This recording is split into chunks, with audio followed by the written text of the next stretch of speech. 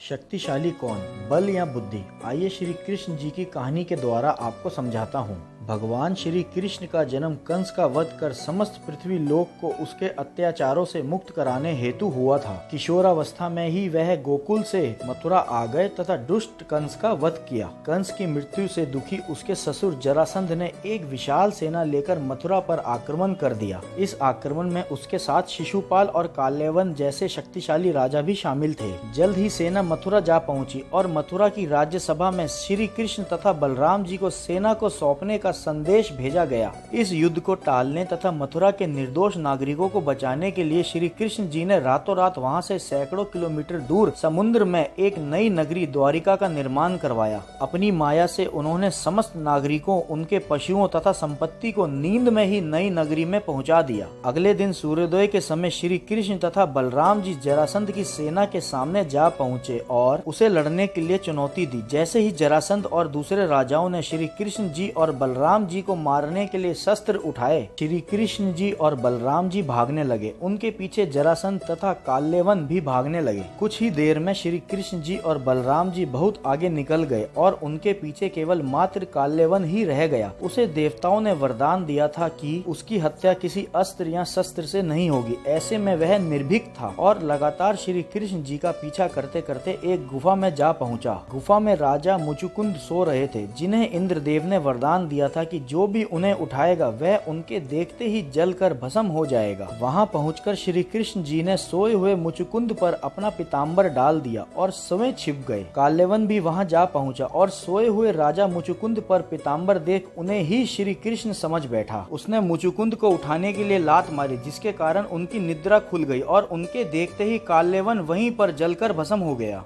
तत्पश्चात श्री कृष्ण जी ने राजा मुचुकुंद को अपने चतुर्भुज स्वरूप में दर्शन दिए और उन्हें मोक्ष पाने का वरदान दिया। वहीं दूसरी ओर जरासंध और बाकी राजा पूरी तरह से खाली मथुरा देखकर वापस लौट गए। श्री कृष्ण जी चाहते तो स्वयं भी काल्यवन और अन्य अधर्मी राजाओं का वध कर सकते थे, परंतु देवताओं के दिए वरदान का मान रखने के लिए ही उन्होंने काल्यवन को राजा मुचुकुंद के हाथों मरवाया। इसी तरह बाद में जरासंध का वध पांडव पुत्र भीम के हाथों करवा कर धरती का भार कम किया। इस कहानी के बाद श्री कृष्ण जी के नाम के साथ हमेशा के लिए रणछोड़ जोड़ दिया। श्री कृष्ण जी की इस कहानी से हमें यह सीख मिलती है कि अनावश्यक ताकत का प्रदर्शन नहीं कर बुद्धि से काम लेना चाहिए। उम्मीद है आपको यह कहानी पसंद आई होगी। चैनल को लाइक करिए, सब्सक्राइब करिए, बेल आइकन का बटन दबाइए।